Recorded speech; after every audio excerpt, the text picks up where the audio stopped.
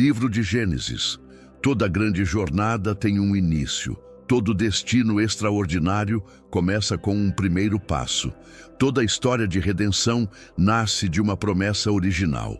Bem-vindos ao livro dos começos, Gênesis, o portal que nos convida a contemplar não apenas a origem do universo, mas o nascimento do propósito divino para a humanidade.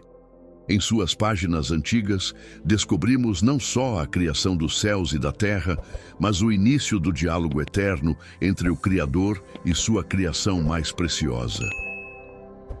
Gênesis não é apenas um registro de origens.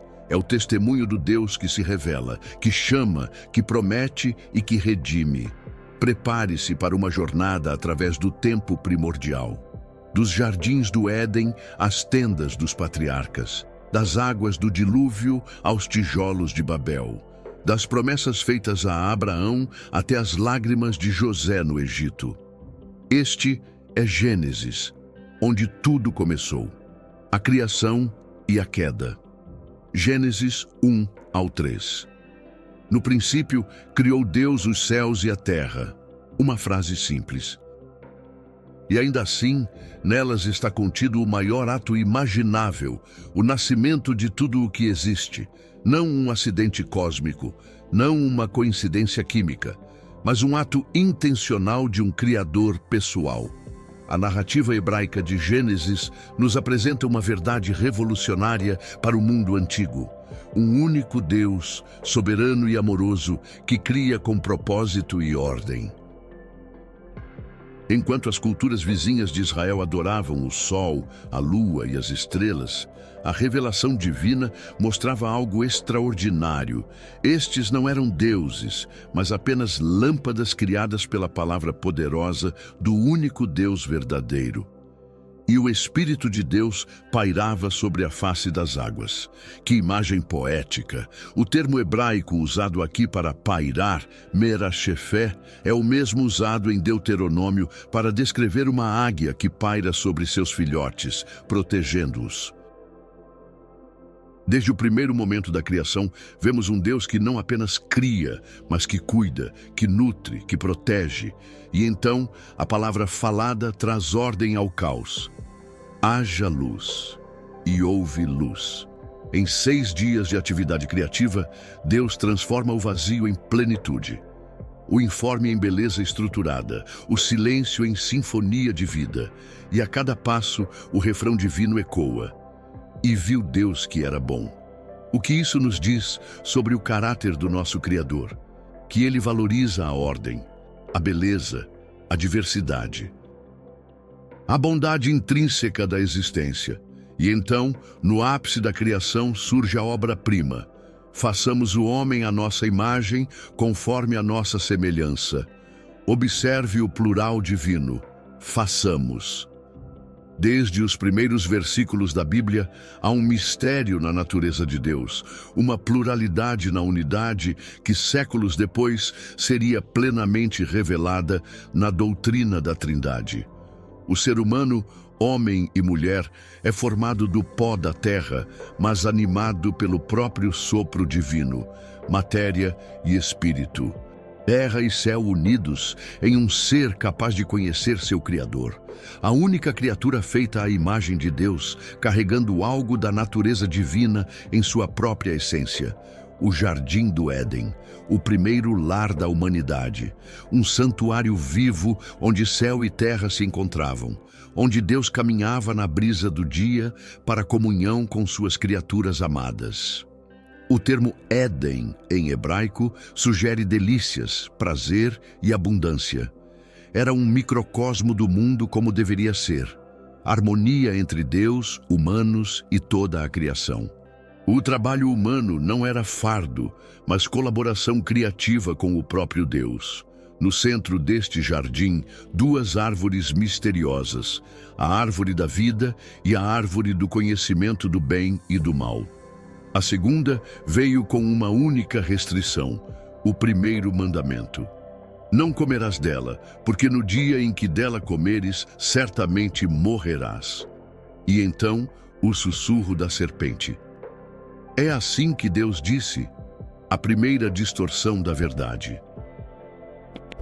A primeira insinuação de que Deus estava escondendo algo bom, de que suas restrições eram mesquinhas, de que sua palavra não era confiável. Eva vê, deseja, toma, come, oferece a Adão. Ele também come. Em um instante, tudo muda. Os olhos se abrem não para uma nova sabedoria divina, mas para a vergonha. A nudez, antes natural, agora os expõe. A comunhão imediata com Deus é quebrada. O medo entra no mundo pela primeira vez. Onde estás? A primeira pergunta de Deus na Bíblia. Não porque ele não sabia, mas porque queria que Adão reconhecesse sua nova realidade. Escondido, separado, com medo. A mulher que me deste, a serpente me enganou. As primeiras transferências de culpa da história humana. As consequências são pronunciadas. A serpente é amaldiçoada, o parto se torna doloroso, o trabalho se torna árduo, a harmonia entre homem e mulher é ferida pelo desejo de domínio, e então, a separação física do jardim. Os querubins com espadas flamejantes guardando o caminho para a árvore da vida. O exílio começa. Mas mesmo na escuridão do julgamento, uma luz brilha. Em Gênesis 3,15, Deus pronuncia o que os teólogos chamam de proto-evangelium. A primeira promessa do Evangelho: porei inimizade entre ti e a mulher, entre a tua descendência e o seu descendente. Este te ferirá a cabeça, e tu lhe ferirás o calcanhar. Nesta misteriosa promessa estava contida toda a história futura da redenção.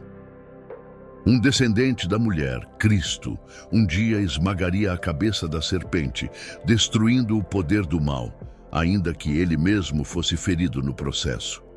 A cruz já lançava sua sombra desde o jardim do Éden. E ainda há outro sinal de graça.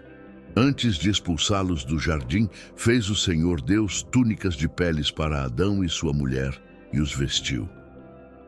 O primeiro sacrifício, as primeiras mortes.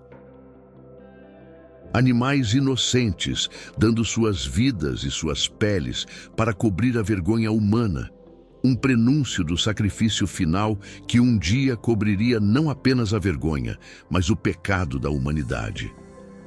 O que significa para nós, hoje, esta história antiga de criação e queda? Em um mundo que frequentemente reduz os seres humanos a meros acidentes biológicos, Gênesis nos lembra de nossa dignidade inata como portadores da imagem de Deus. Não importa sua aparência, suas habilidades, seu status social, você carrega algo do divino em seu ser. Sua existência não foi um acidente, mas um ato intencional de amor criativo. Esta verdade transformou a visão da humanidade. Se cada pessoa é portadora da imagem divina, então cada vida tem valor inestimável. Os fracos, os marginalizados, os que ainda não nasceram, os idosos, todos refletem, mesmo que de forma imperfeita, algo do próprio Deus. E quanto à queda, não é esta uma verdade que ressoa em nossa experiência diária? Sentimos dentro de nós mesmos este conflito, conhecemos o bem que deveríamos fazer, mas frequentemente escolhemos outro caminho. Ansiamos por um mundo de perfeita justiça e amor, mas contribuímos para sua quebra. Paulo escreveu aos Romanos: todos pecaram e carecem da glória de Deus. Esta não é apenas uma afirmação teológica abstrata, é a descrição precisa da condição humana que observamos em nós mesmos e no mundo ao nosso redor. Mas a história não termina com a queda. Desde o princípio, Deus já estava trabalhando em seu plano de restauração. Como você lida com suas próprias quedas, com suas falhas, com seus momentos Éden perdidos? Lembre-se, o mesmo Deus que cobriu a nudez de Adão e Eva continua cobrindo nossa vergonha hoje. O mesmo Deus que prometeu um redentor no jardim, cumpriu sua promessa na cruz. A história que começou em Gênesis encontra sua conclusão em Jesus. Pergunte-se: onde estou tentando me esconder de Deus hoje? Que folhas de figueira, que coberturas inadequadas estou usando para mascarar minha verdadeira condição? E estou disposto a trocar essas coberturas frágeis pelas vestes de justiça que só Ele pode prover? O relato da criação em Gênesis contém riquezas que frequentemente passam despercebidas ao leitor casual. Por exemplo, você sabia que o padrão de 7 dias descrito em Gênesis 1 serviu como base para a semana de 7 dias que usamos até hoje? Este padrão era único entre as culturas antigas. Enquanto outros povos baseavam seus calendários exclusivamente nos ciclos lunares ou solares, Israel incorporou este ciclo de 7 dias que não tem base astronômica, mas teológica, refletindo o próprio ritmo do Criador. Outro detalhe fascinante: o termo hebraico usado para criou, no primeiro versículo, bara, é usado exclusivamente na Bíblia para a atividade criativa de Deus. Nunca é usado para descrever a atividade humana. Sugere criação a partir do nada, ex nihilo, algo que só Deus pode fazer. A arqueologia moderna confirmou que várias culturas do Antigo Oriente Próximo tinham suas próprias narrativas de criação e dilúvio. O Enuma Elish babilônico e a epopeia de Gilgamesh são os exemplos mais conhecidos. No entanto, as diferenças são reveladoras. Enquanto essas histórias retratam deuses caprichosos, criando humanos para serem seus escravos, Gênesis apresenta um Deus amoroso, criando humanos à sua imagem para compartilhar seu governo sobre a criação. Teologicamente, é significativo que a Bíblia começa com criação, não com redenção. Isso estabelece uma verdade fundamental. Antes de sermos pecadores, necessitando de salvação, somos criaturas de Deus, feitas para relacionamento com Ele. Nossa identidade mais fundamental não é nosso pecado, mas nossa criação à imagem divina. Os pais da igreja frequentemente notavam a conexão entre a árvore do Éden e a cruz do Calvário. Irineu de Lyon escreveu: o que perdemos em Adão, a imagem e semelhança de Deus, recuperamos em Cristo. A madeira que trouxe morte através do fruto proibido encontra seu contraponto na madeira que traz vida através do sacrifício supremo. De Caim a Babel. Gênesis 4-11. O exílio do jardim foi apenas o começo da separação entre a humanidade e seu Criador. A semente do pecado plantada no Éden rapidamente floresceu em violência aberta. Caim e Abel, os primeiros filhos de Adão e Eva, um cultivador do solo, outro pastor de ovelhas. Ambos trazem ofertas a Deus, um reconhecimento de que, mesmo fora do jardim, a humanidade ainda buscava conexão com o divino. E o Senhor atentou para Abel e para sua oferta, mas para Caim e para sua oferta não atentou. A Bíblia não explica completamente o motivo da aceitação de uma oferta e da rejeição da outra. Hebreus 11:4 sugere que a diferença estava na fé. Em Gênesis, vemos apenas a reação, o rosto abatido de Caim, a advertência divina. Se procederes bem, não é certo que serás aceito? Mas o coração de Caim já estava envenenado pela inveja. No campo, longe dos olhos dos pais, ele ataca seu irmão. O primeiro homicídio. O primeiro sangue humano derramado por mãos humanas. A voz do sangue do teu irmão clama da terra a mim. O pecado, que começou como desobediência no jardim, agora evolui para violência aberta. Caim é amaldiçoado a vagar, separado ainda mais de Deus, marcado, mas paradoxalmente protegido pelo Criador, que em sua misericórdia ainda preserva a vida mesmo daquele que tirou uma vida. As gerações se sucedem. O pecado se multiplica. Em 7 gerações desde Adão, através da linhagem de Caim, encontramos Lameque, o primeiro polígamo registrado na Bíblia, vangloriando-se de ter matado um homem por feri-lo. Se Caim é vingado 7 vezes, Lameque o será 77. A violência se institucionaliza. O orgulho humano cresce.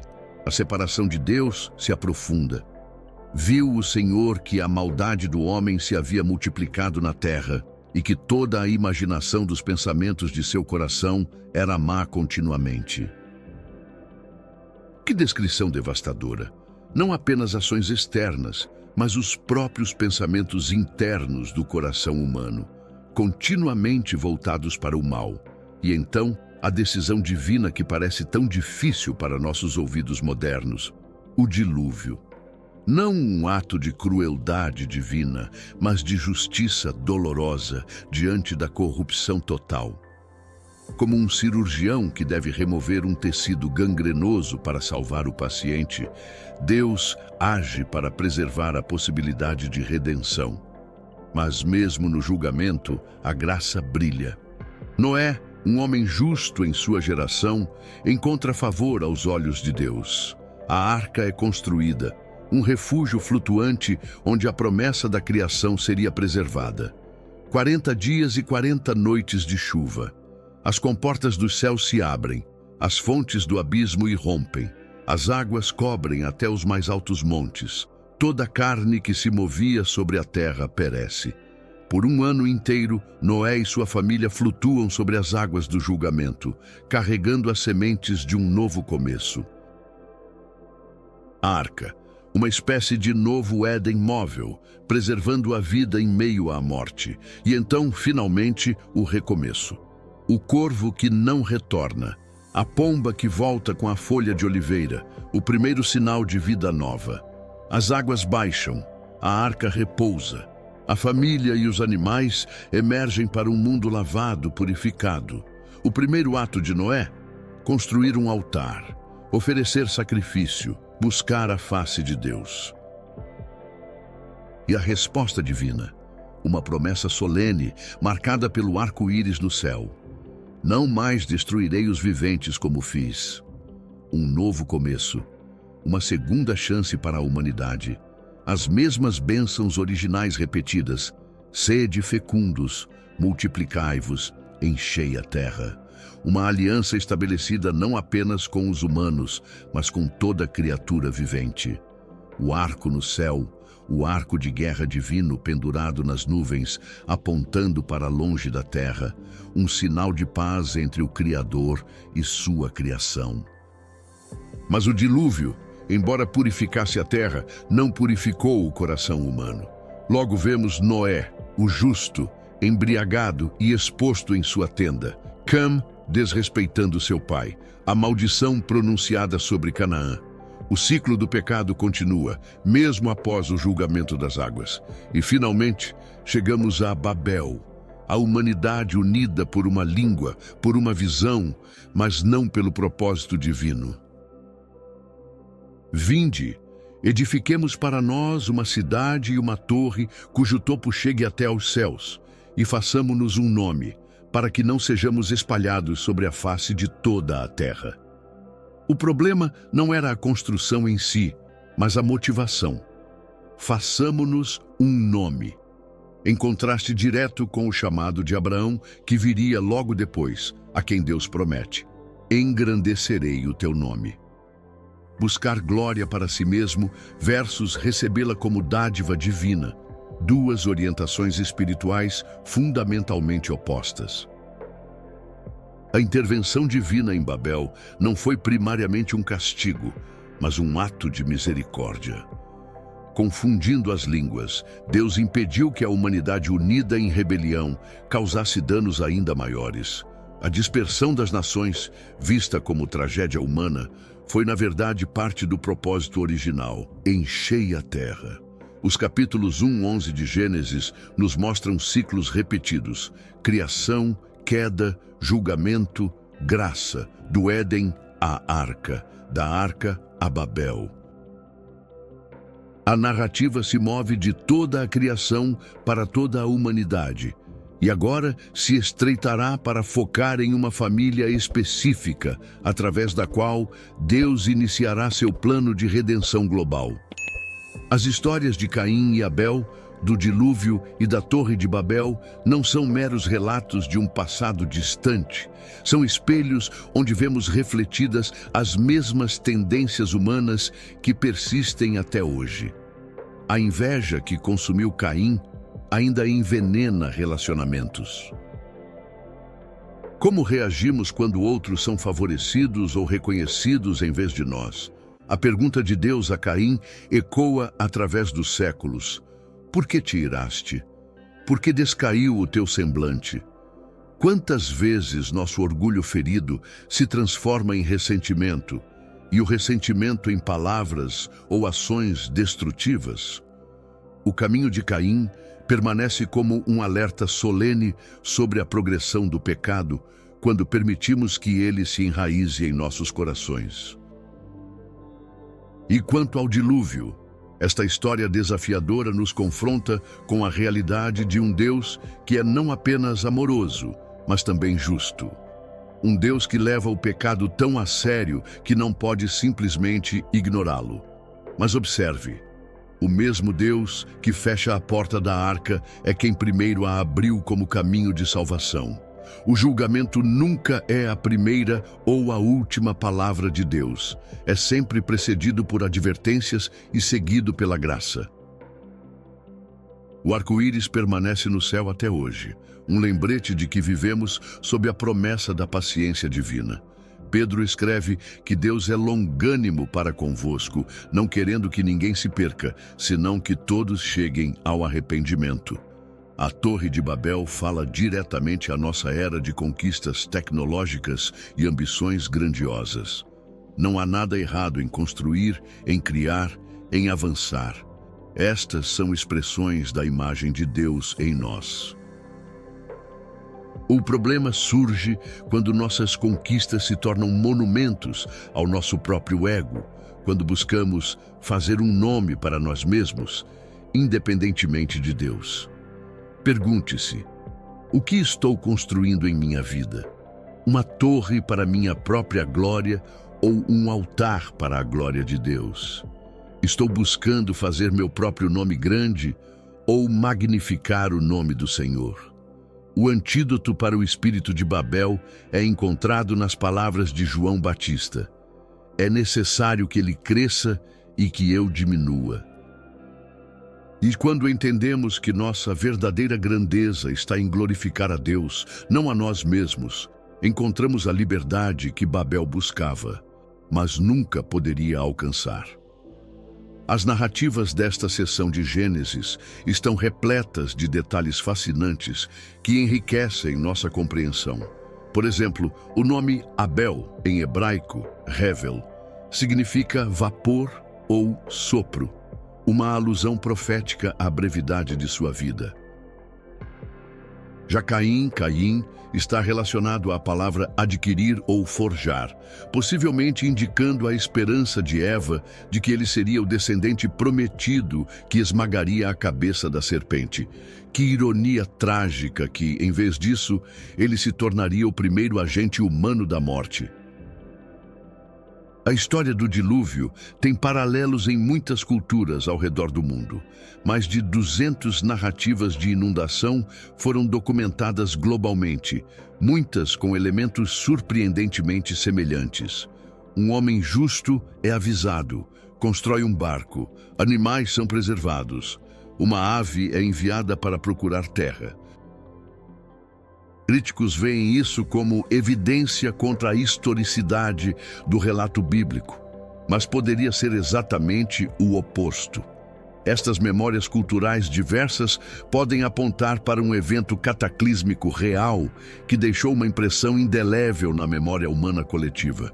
As dimensões da arca fornecidas em Gênesis, 300 côvados de comprimento, 50 de largura e 30 de altura, resultam em uma proporção de 30:5:3.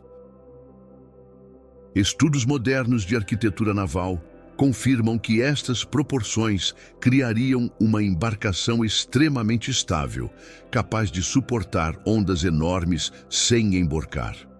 É notável que essas proporções ideais apareçam em um texto escrito milhares de anos antes da ciência naval moderna.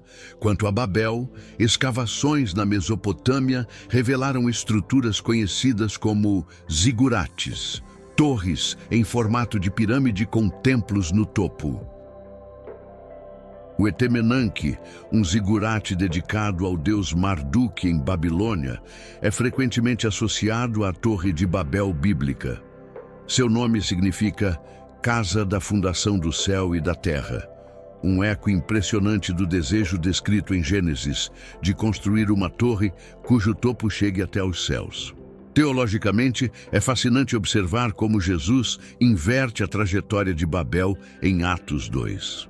Em Babel, línguas diferentes separaram a humanidade. No Pentecostes, o Espírito Santo permite que pessoas de diferentes línguas entendam a mesma mensagem, o início da reunificação da família humana sob o senhorio de Cristo. Os patriarcas Abraão e Isaque. Gênesis 12 ao 26. Ora, o Senhor disse a Abrão: sai da tua terra, da tua parentela e da casa de teu pai, para a terra que eu te mostrarei. Farei de ti uma grande nação e te abençoarei, e engrandecerei o teu nome, e tu serás uma bênção. Com estas palavras, uma nova fase da história da redenção começa. Após os ciclos de pecado e julgamento dos primeiros 11 capítulos, Deus inicia seu plano de resgate através de um homem, Abrão, cujo nome seria mais tarde mudado para Abraão. Observe a progressão do chamado: sair da sua terra, já difícil, deixar sua parentela, ainda mais desafiador. Abandonar a casa de seu pai, rompendo com sua segurança e identidade cultural mais profunda.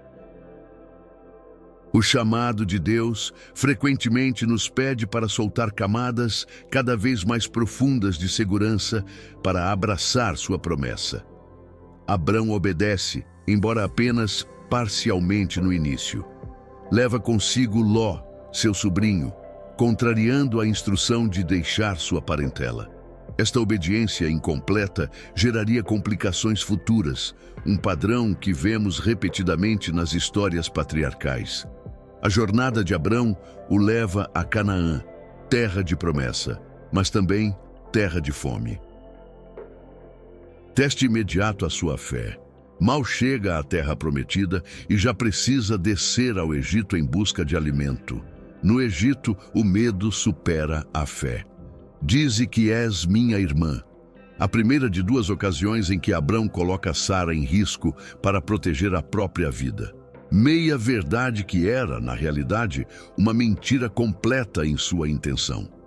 Mesmo o pai da fé tinha momentos de falha moral profunda.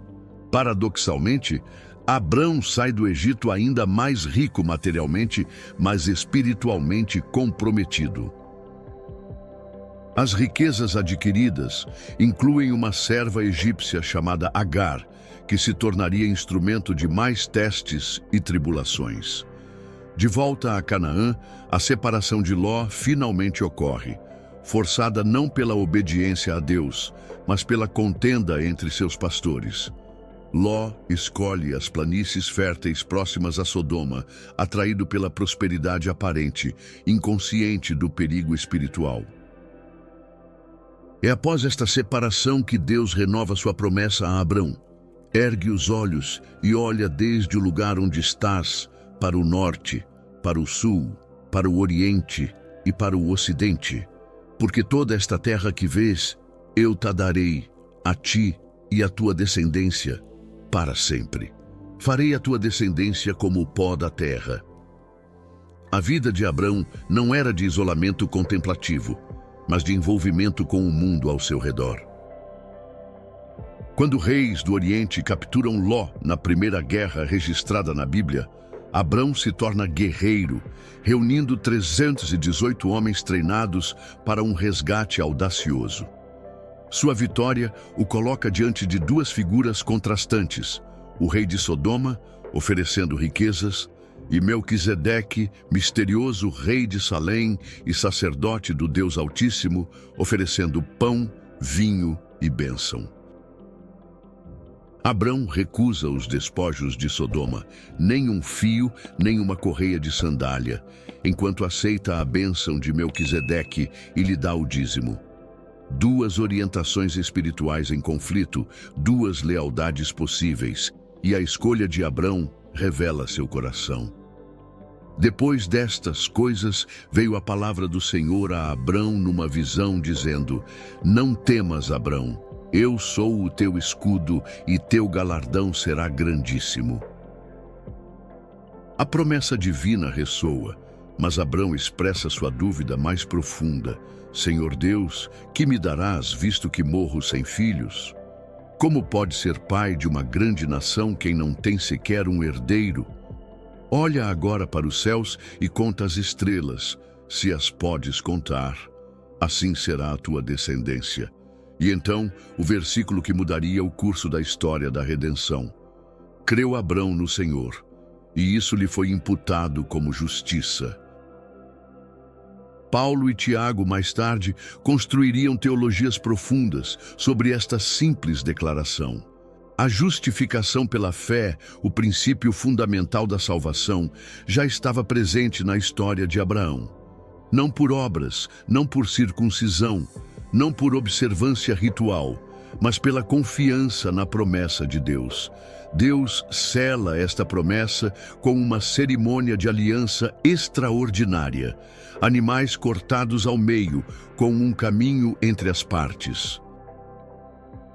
Normalmente, ambas as partes da aliança caminhariam entre os animais divididos, comprometendo-se a sofrer o mesmo destino se quebrassem o pacto. Mas aqui, apenas Deus, representado por uma tocha de fogo e um braseiro fumegante, passa entre os animais. É uma aliança unilateral, dependente apenas da fidelidade divina, não da perfeição humana. 10 anos se passam. A promessa permanece não cumprida. A fé de Abrão e Sarai vacila. Entre, peço-te a minha serva. Talvez por meio dela eu possa ter filhos. O plano humano para ajudar Deus a cumprir sua promessa. Agar concebe. O conflito nasce entre as mulheres. Ismael vem ao mundo, filho da carne, não da promessa.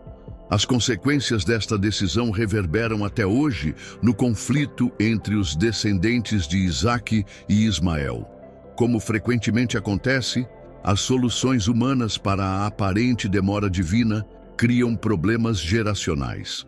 Aos 99 anos, Deus renova sua aliança com Abrão. Novos nomes são dados. Abrão torna-se Abraão, pai de multidões. Sarai torna-se Sara, princesa. A circuncisão é instituída como sinal físico da aliança espiritual. O tempo divino está prestes a se cumprir. 3 visitantes misteriosos aparecem à porta da tenda de Abraão. Hospitalidade é oferecida, uma refeição é preparada, e então a promessa é renovada com um prazo específico. Por este tempo, daqui a 1 ano, Sara terá um filho. Sara ri. Não é um riso de alegria, mas de descrença. Terei prazer sendo já velha, e velho também o meu Senhor. O visitante, agora claramente identificado como o próprio Senhor, responde com a pergunta que ecoa através dos tempos para todos os que duvidam. Haveria alguma coisa difícil para o Senhor? A conversa, então, toma um rumo inesperado.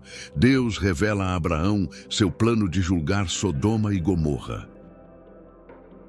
O que se segue é um dos diálogos mais extraordinários da Bíblia. Abraão, pó e cinza, intercedendo com o juiz de toda a terra, apelando à sua justiça e misericórdia. Se houver 50 justos na cidade, se houver 45, se houver 40, 30, 20, 10. Abraão para em 10, talvez pensando em Ló e sua família. O Senhor concorda em poupar a cidade por amor a 10 justos, mas nem 10 são encontrados. As cidades da planície são destruídas. Ló é resgatado.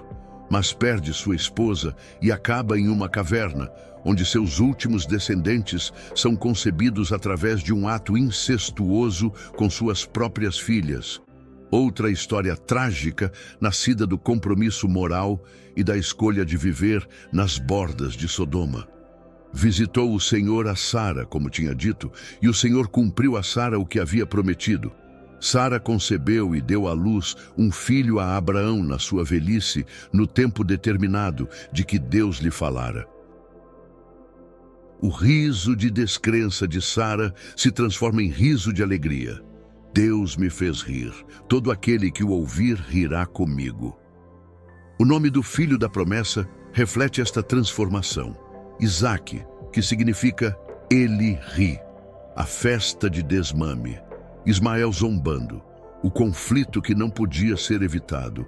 Lança fora esta serva e seu filho. As palavras de Sara, duras, mas necessárias, confirmadas pelo próprio Deus a um Abraão relutante. Agar e Ismael no deserto. A água acaba. O desespero maternal. Então, a intervenção divina, a promessa para Ismael também. Não a mesma promessa de Isaque, mas ainda uma bênção. Dele farei uma grande nação. E então o teste supremo.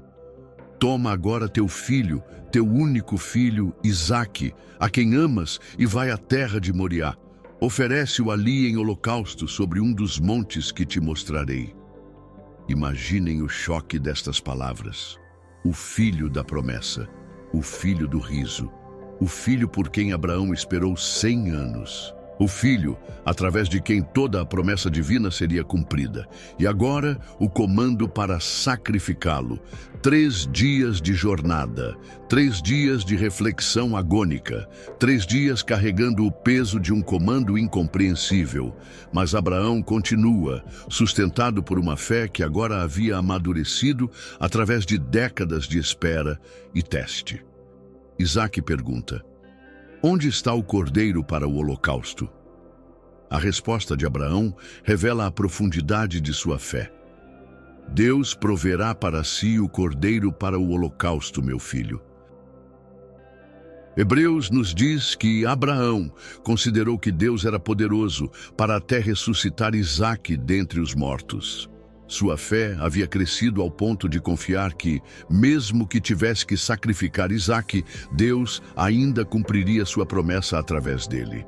O momento culminante. Isaque amarrado sobre o altar, a faca erguida, e então a voz do céu.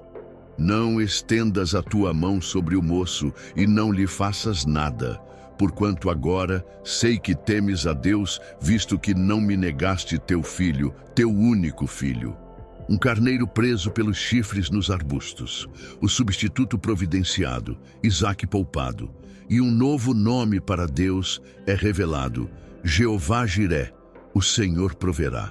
Este Monte Moriá, segundo a tradição judaica, seria o mesmo local onde séculos depois o Templo de Salomão seria construído, e próximo a ele outro monte, o Calvário, onde outro filho, o filho unigênito do Pai, seria oferecido sem intervenção, sem substituto, cumprindo finalmente o que foi prefigurado no quase sacrifício de Isaque. Os capítulos finais da vida de Abraão incluem a morte e sepultamento de Sara. A primeira propriedade adquirida na terra prometida é, ironicamente, um sepulcro. A missão para encontrar uma esposa para Isaque, não das filhas de Canaã, mas da parentela de Abraão. E, finalmente, a morte do próprio patriarca aos 175 anos, velho e cheio de dias, reunido aos seus antepassados. Isaque herda não apenas as posses de seu pai, mas o manto da promessa divina. A ele agora cabe continuar a jornada de fé iniciada por Abraão. A vida de Isaque é apresentada em Gênesis como uma ponte entre Abraão e Jacó. Menos dramática que a de seu pai ou de seu filho, sua história é marcada por espera, passividade e repetição de padrões familiares. Como seu pai, Isaque enfrenta fome na terra prometida. Como seu pai, ele mente sobre sua esposa, chamando-a de irmã. Como seu pai, ele experimenta conflito entre seus filhos. Mas há também distinções importantes. Isaque ora pelo fim da esterilidade de Rebeca e sua oração é atendida.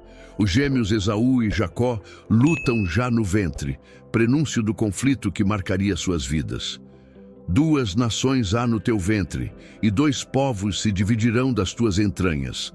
Um povo será mais forte do que o outro povo, e o mais velho servirá ao mais moço. Outra inversão divina da ordem natural. Outro exemplo do princípio que Paulo mais tarde articularia. Não depende de quem quer ou de quem corre, mas de Deus, que se compadece. Esaú, o caçador habilidoso, amado por seu pai. Jacó, o homem tranquilo, habitante de tendas, favorito de sua mãe. O direito de primogenitura vendido por um prato de guisado, valores eternos trocados por satisfação momentânea. A cena famosa do engano, Jacó se passando por Esaú para receber a bênção paterna.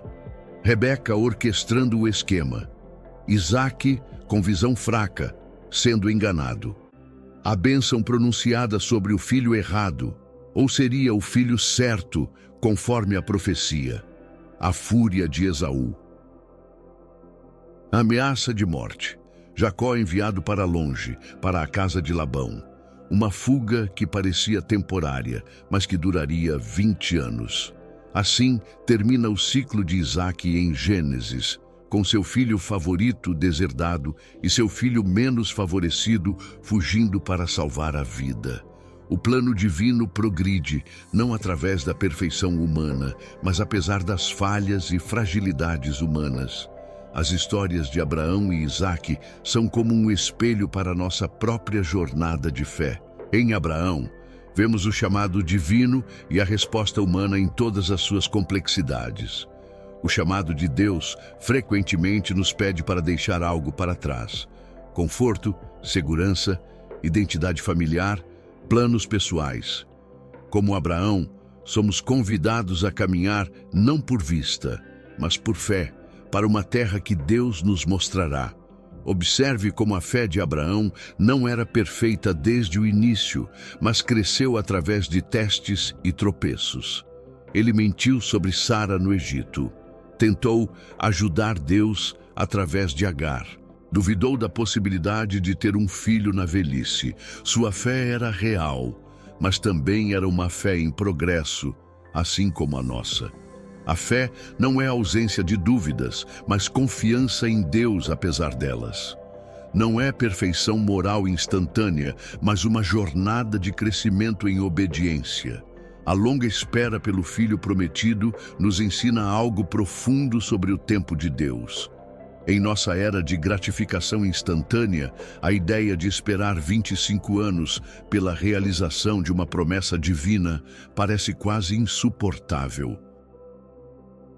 No entanto, frequentemente é na espera que nosso caráter é formado.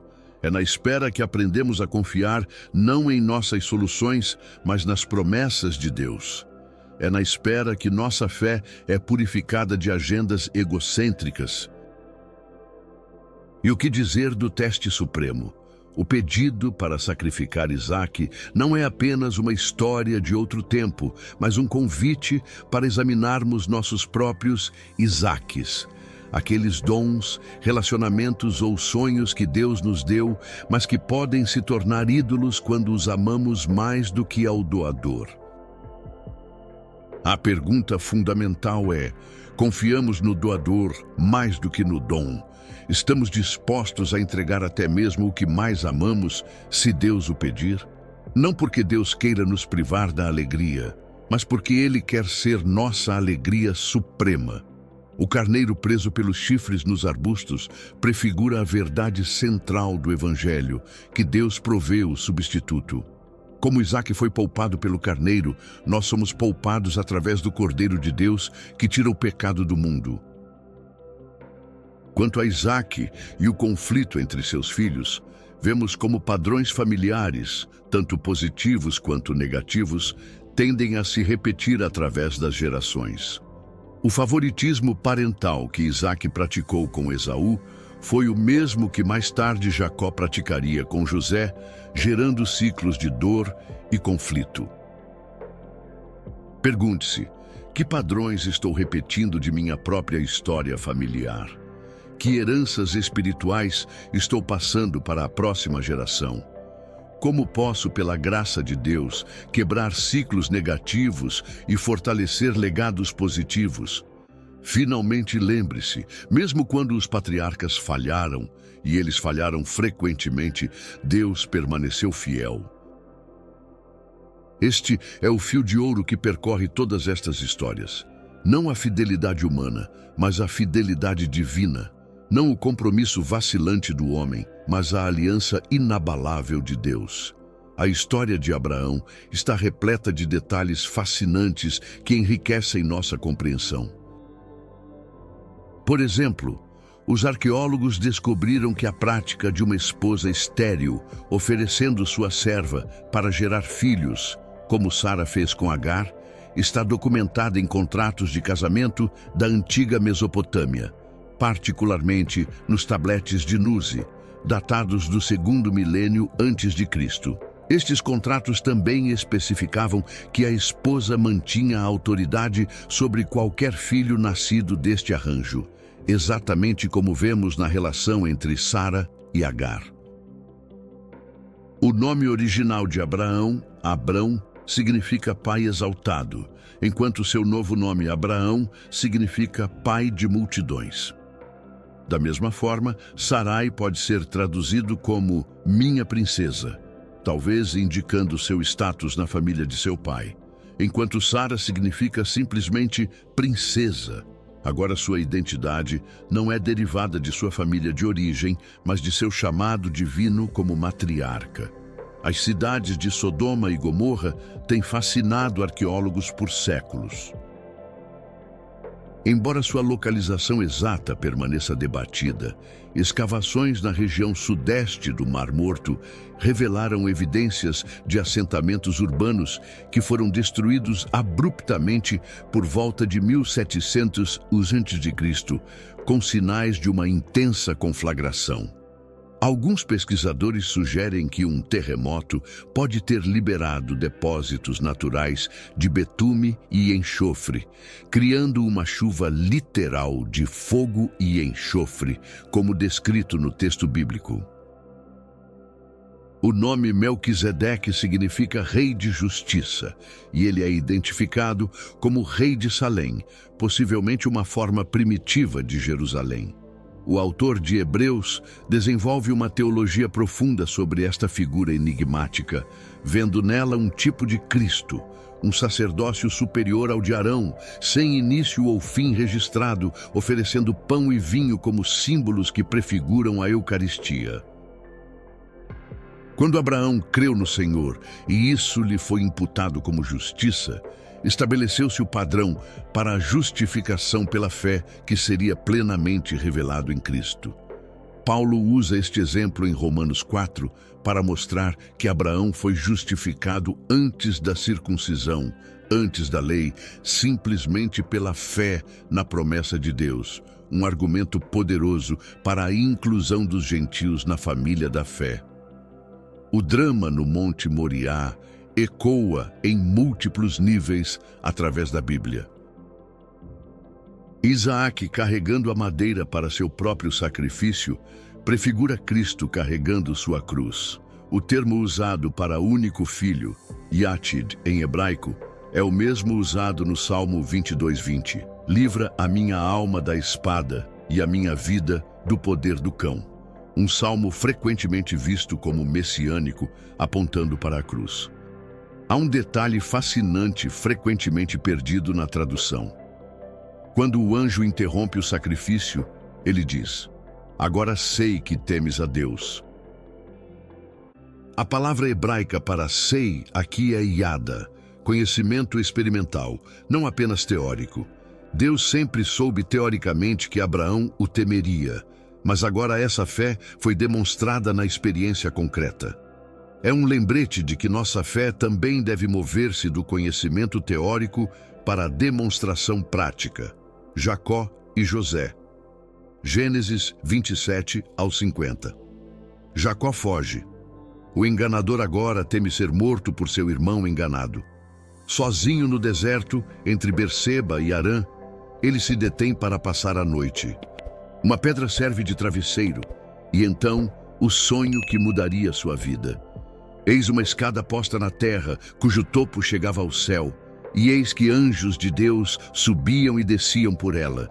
E eis que o Senhor estava em cima dela e disse: Eu sou o Senhor, o Deus de Abraão, teu pai, e o Deus de Isaque. A promessa da aliança é renovada para a terceira geração.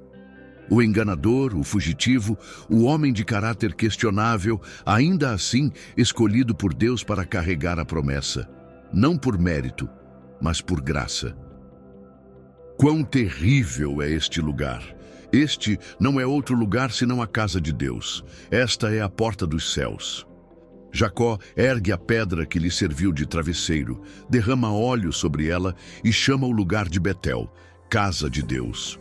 Um voto é feito: se Deus for comigo, então o Senhor será o meu Deus. Um voto condicional, ainda revelando a natureza calculista de Jacó. Sua transformação seria um processo longo. Na terra de seus ancestrais, Jacó encontra Raquel junto ao poço, um eco do encontro de Isaque e Rebeca uma geração antes. Amor à primeira vista. Servirei 7 anos por Raquel. E assim ele serve, e estes lhe pareceram como poucos dias, pelo muito que a amava. Mas o enganador é enganado. Após a noite de núpcias, descobre que não é Raquel, mas Lia quem está em sua tenda. Labão, protegendo-se com o costume local, não se faz assim em nosso lugar, que se dê a mais nova antes da primogênita. Força Jacó a trabalhar mais 7 anos por Raquel. A rivalidade entre as irmãs produz uma competição por filhos. Lia dá a Jacó 4 filhos: Rúben, Simeão, Levi e Judá. Raquel, estéril, oferece sua serva Bila, que gera Dan e Naftali. Lia responde oferecendo sua serva Zilpa, que gera Gade e Aser. Lia então concebe novamente, dando à luz Issacar e Zebulon, e uma filha, Diná. Finalmente, Raquel concebe e dá à luz José. 12 filhos e uma filha, as futuras 12 tribos de Israel começam a tomar forma, nascidas de 4 mães diferentes, em circunstâncias de competição e conflito. Mais uma vez, o plano divino avança não através da perfeição humana, mas apesar da disfunção humana. Após 20 anos de serviço a Labão, Jacó decide retornar à terra prometida. Uma negociação final com seu sogro resulta em um plano para dividir os rebanhos, aparentemente desfavorável a Jacó, mas que através de uma combinação de criação seletiva e possivelmente intervenção divina, resulta em grande prosperidade para ele. A partida é planejada em segredo. Raquel rouba os ídolos domésticos de seu pai. Labão persegue e alcança a caravana de Jacó. Acusações são feitas. Os ídolos não são encontrados, escondidos sob a cela onde Raquel se senta, alegando estar em seu período menstrual. Ironia profunda de ídolos impotentes, escondidos sob impureza ritual. Um pacto de não agressão é estabelecido entre Jacó e Labão. Uma fronteira é definida, o conflito familiar é temporariamente resolvido, mas um confronto maior aguarda Jacó. Esaú vem ao seu encontro com 400 homens. O medo domina o coração do patriarca. Presentes são enviados para aplacar a ira de seu irmão. A família é dividida em grupos, para que pelo menos alguns possam escapar se houver ataque. E então, a noite de transformação. Sozinho junto ao val de Jaboque, Jacó encontra um adversário misterioso. Uma luta que dura até o amanhecer. Não te deixarei ir, se não me abençoares. A pergunta divina: qual é o teu nome?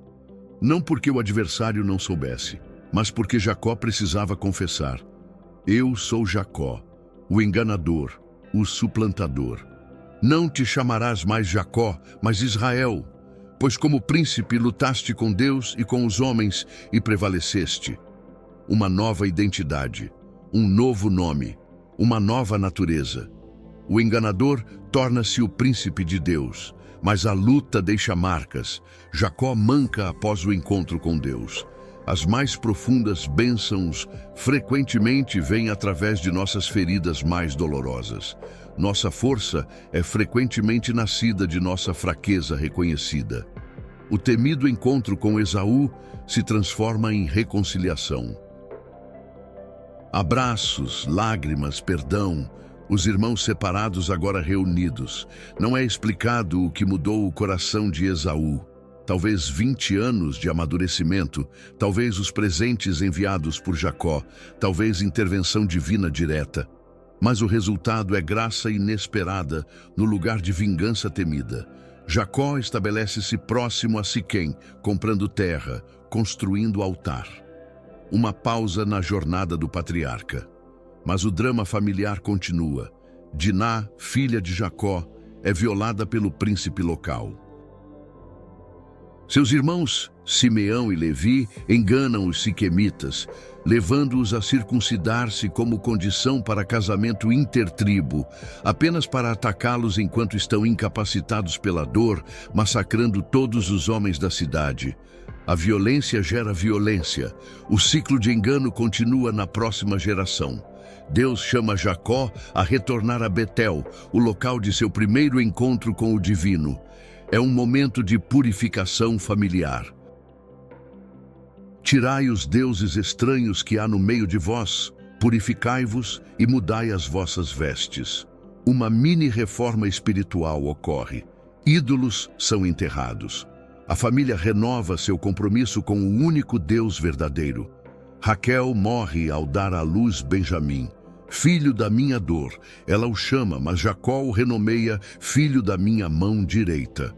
A amada esposa parte, deixando 2 filhos que se tornariam centrais na história subsequente. E agora começa a história mais detalhada de Gênesis, a saga de José, o filho favorito de Jacó, nascido de sua amada Raquel. Israel amava a José mais do que a todos os seus filhos, porque era filho da sua velhice, e fez-lhe uma túnica de várias cores. O favoritismo paterno, aquele mesmo padrão que causou tanto sofrimento na geração anterior, agora se repete, gerando inveja entre os irmãos.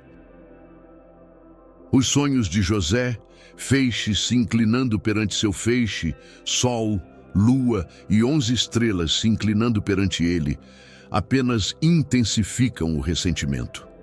A falta de sensibilidade do jovem ao relatar estes sonhos de predominância sugere uma arrogância juvenil que precisaria ser refinada através do sofrimento.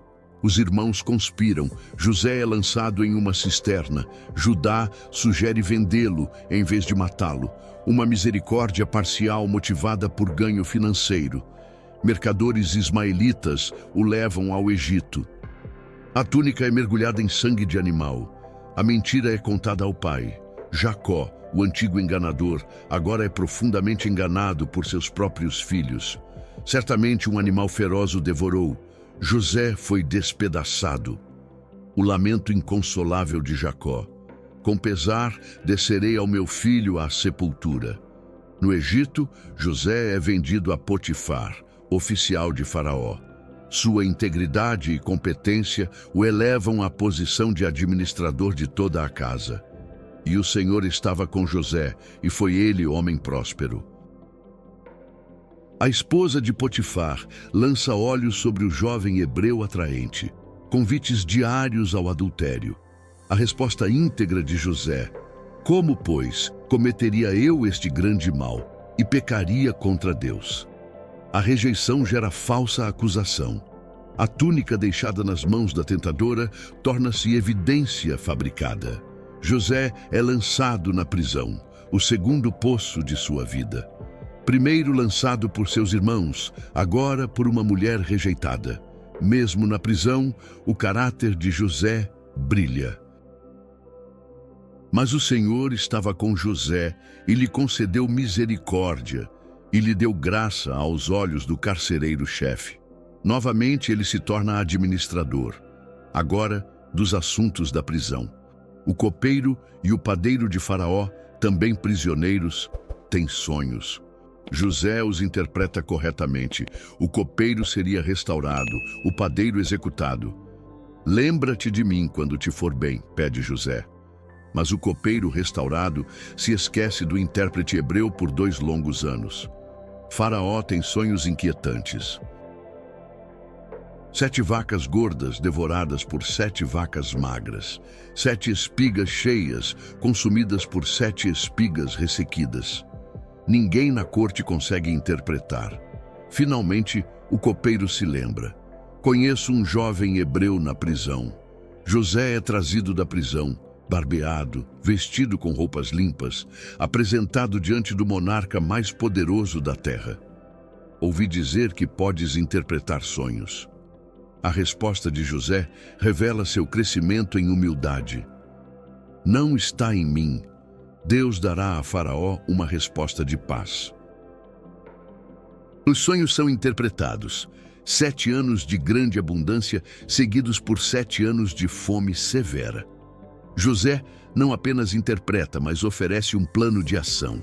Armazenar 1/5 da produção durante os anos de abundância, como reserva para os anos de escassez. Acaso acharemos homem como este, em quem há o Espírito de Deus? Faraó reconhece a sabedoria divina em José e o promove instantaneamente de prisioneiro a primeiro-ministro. Apenas no trono serei maior que tu. Um novo nome egípcio é dado, Zafenate-Paneia, uma esposa egípcia, Azenate, filha de um sacerdote. 2 filhos nascem. Manassés, Deus me fez esquecer todo o meu trabalho e toda a casa de meu pai. E Efraim, Deus me fez frutificar na terra da minha aflição. José implementa seu plano. Por 7 anos, o excedente de grãos é armazenado. E José recolheu trigo como a areia do mar, em grande quantidade, até que cessou de contar, porque não havia número. E então vem a fome, não apenas no Egito, mas em toda a região. E havia fome em todas as terras, mas em toda a terra do Egito havia pão.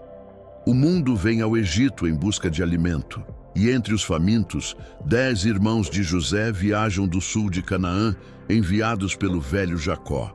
Apenas Benjamim, o mais novo, filho de Raquel, permanece com o pai. Os irmãos se prostram diante de José, cumprimento literal dos sonhos que outrora desprezaram.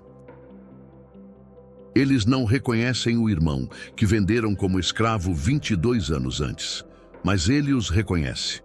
O que se segue é um elaborado teste. José os acusa de serem espiões. Exige prova de sua história familiar.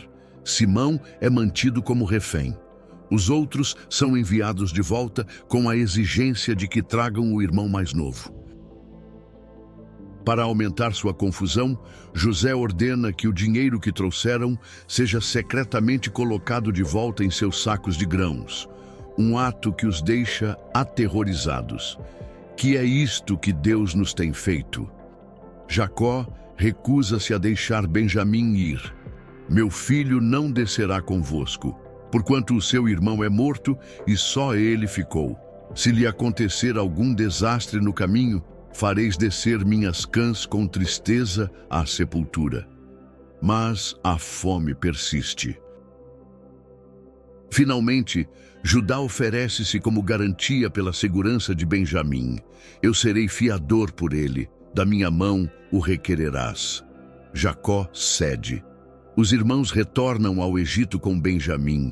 Um banquete é preparado na casa de José. Estranhas honras lhe são concedidas, sentados por ordem de idade, com Benjamim recebendo 5 vezes mais comida que os outros. Uma última prova é preparada. Uma taça de prata é secretamente colocada na sacola de Benjamim. O grupo parte para casa, apenas para ser alcançado por guardas egípcios, acusando-os de roubo. A taça é encontrada com Benjamim. Desespero toma conta dos irmãos. Retornam à cidade. Lançam-se ao chão diante de José. Judá, que outrora sugeriu vender José como escravo, agora se oferece para tomar o lugar de Benjamim. Agora, pois, fique o teu servo em lugar do moço, como escravo do meu senhor, e que o moço suba com seus irmãos, para que eu não veja o mal que sobrevirá a meu pai. É o momento da revelação. José não consegue mais conter-se. Ordena que todos os egípcios saiam da sala. Eu sou José, vive ainda meu pai? Os irmãos estão atônitos, incapazes de responder. O terror os domina. O irmão que venderam como escravo agora detém poder de vida e morte sobre eles. Música de reconciliação, graça. Mas em vez de vingança, José oferece graça.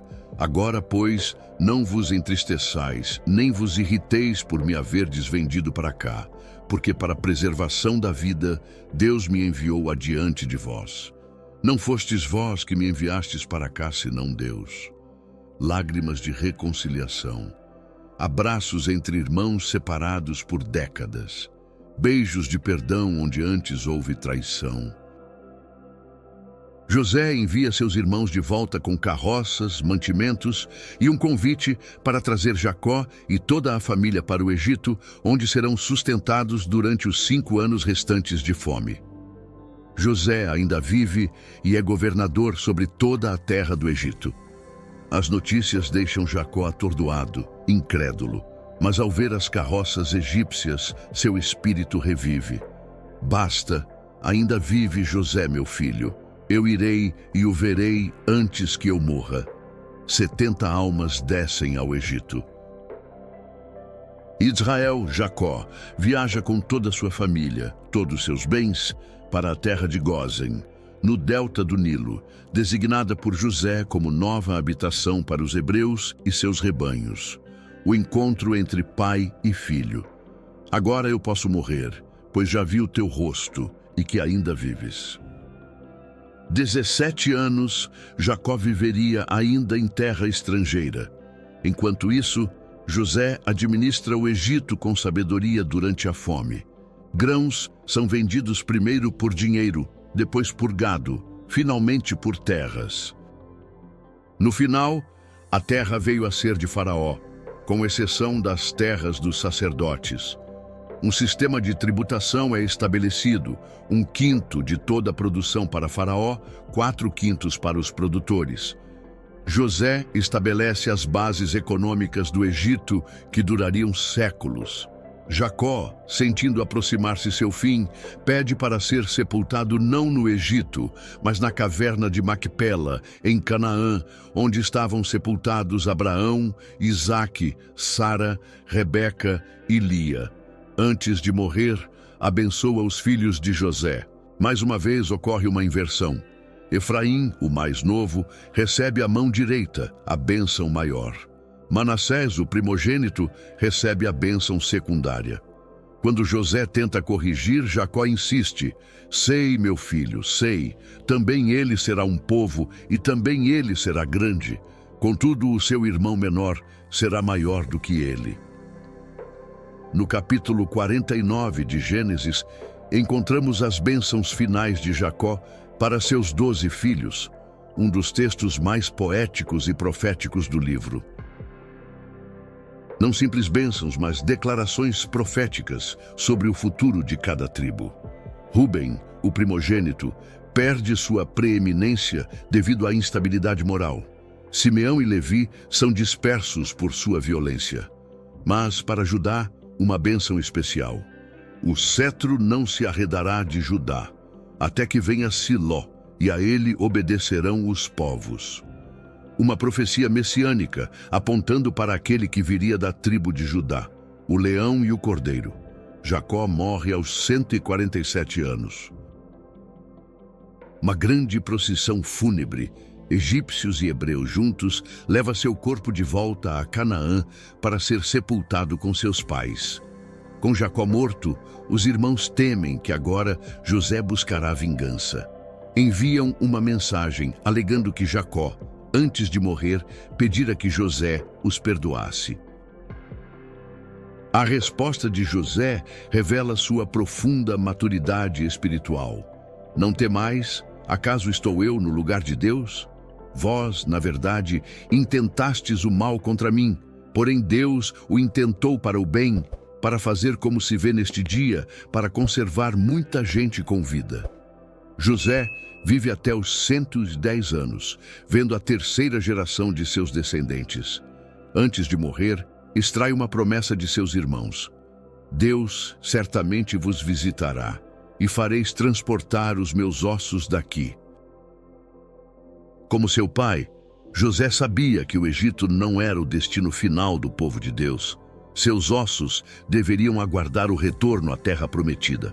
Uma espera de mais de 400 anos até que Moisés os levaria durante o Êxodo. Assim termina Gênesis, o livro dos começos.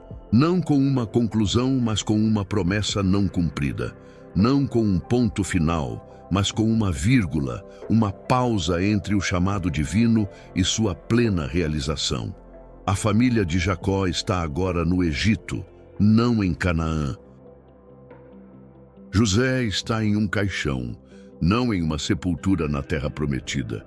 A história parece inacabada, porque de fato é apenas o primeiro capítulo de uma narrativa mais ampla de redenção que continuará a se desenrolar. As histórias de Jacó e José são ricas em aplicações para a nossa vida espiritual hoje. Em Jacó, vemos o processo de transformação divina. Seu nome significa suplantador, enganador. E durante muitos anos, ele viveu à altura deste nome. Manipulador, calculista, sempre buscando vantagem. Mas Deus não o deixou assim. Através de encontros, lutas, perdas e ganhos, Deus transformou Jacó em Israel, aquele que luta com Deus. A pergunta fundamental para nós é: estamos permitindo que Deus transforme nosso caráter, mesmo quando o processo é doloroso?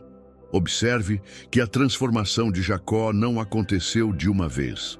Mesmo após seu encontro no Jaboque, ele continuou a lutar com velhos hábitos e padrões. A transformação é um processo, não um evento único.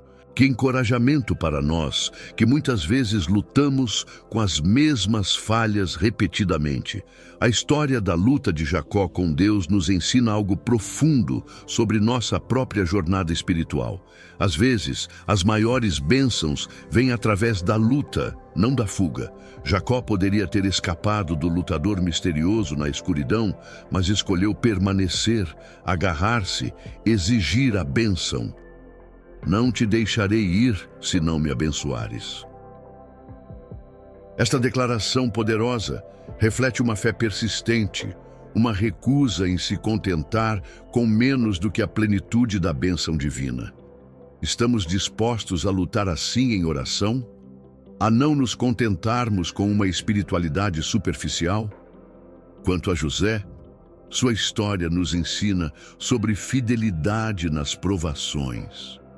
Em cada situação, vendido como escravo, falsamente acusado, esquecido na prisão, ele manteve sua integridade. Não se tornou amargo, não comprometeu seus valores, não abandonou sua fé no Deus de seus pais. O segredo de José é revelado repetidamente na frase: "O Senhor estava com José". Esta presença divina não o isentou de dificuldades, mas o sustentou através delas. Como reagimos quando nossos poços e prisões parecem não ter fim? Conseguimos reconhecer a presença de Deus mesmo nos vales mais escuros? Uma das declarações mais profundas de toda a Bíblia vem dos lábios de José. Vós intentastes o mal contra mim, porém Deus o intentou para o bem. Esta capacidade de ver a mão de Deus mesmo nas circunstâncias mais dolorosas é o ápice da maturidade espiritual. José não minimizou o mal feito contra ele. Foi real e intencional. Mas ele conseguia ver além das intenções humanas para o propósito divino mais amplo. Pergunte-se: consigo ver as dificuldades da minha vida através desta lente? Consigo acreditar que Deus pode usar até mesmo as feridas mais profundas, as traições mais dolorosas, para um bem maior que ainda não consigo vislumbrar completamente? Finalmente, o desejo de José de que seus ossos fossem levados de volta a Canaã nos fala de esperança além da morte. Ele viveu e morreu no Egito, mas sabia que não pertencia ali.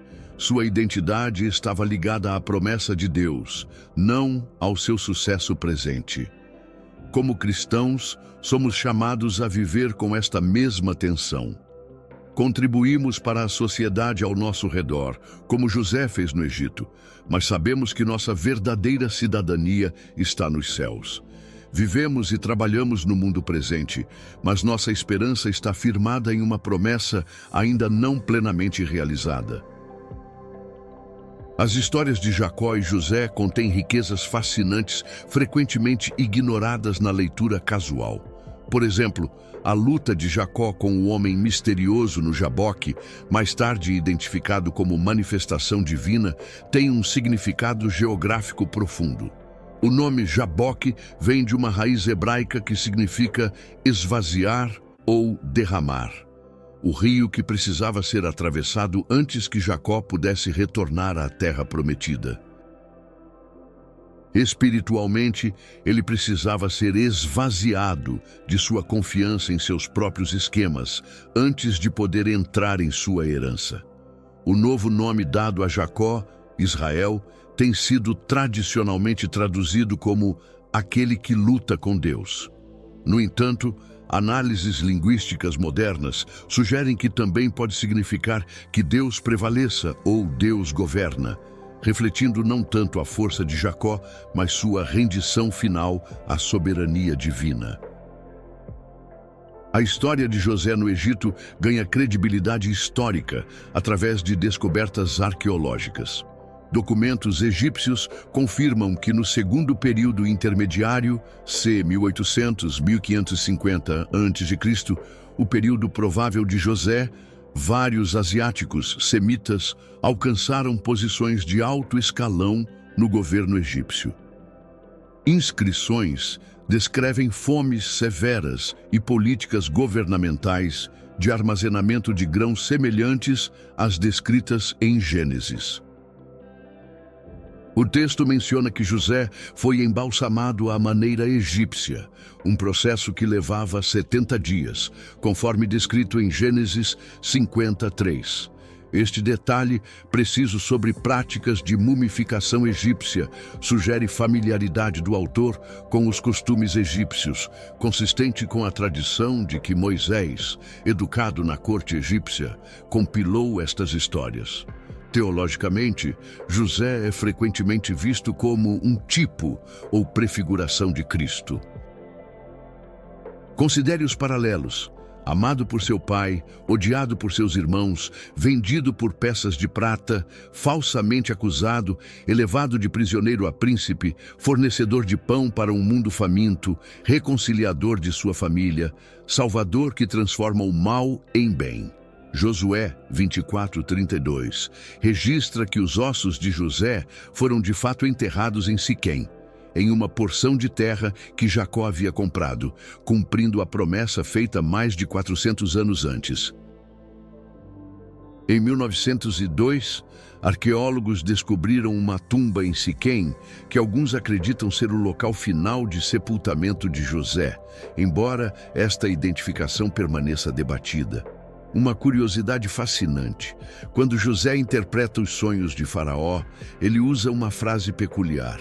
O sonho de Faraó é um só, indicando que os dois sonhos diferentes, vacas e espigas, comunicavam a mesma mensagem. O Os rabinos notaram que a frase hebraica usada aqui, Halom Paroh Ehad-Hu, tem o valor numérico exato de 928, que é o mesmo valor numérico de 7 anos de fartura e 7 anos de fome. Sheva Shnei Sova Vesheva Shnei Raav. Uma camada adicional de significado codificada no próprio texto. Chegamos ao fim de nossa jornada através de Gênesis, o livro dos começos. De céus e terra sendo formados, a família de Israel sendo formada. Da criação à queda, da queda à promessa. Da promessa ao cumprimento parcial, apontando para um cumprimento maior ainda por vir. Gênesis estabelece os temas fundamentais que ecoarão através de toda a narrativa bíblica.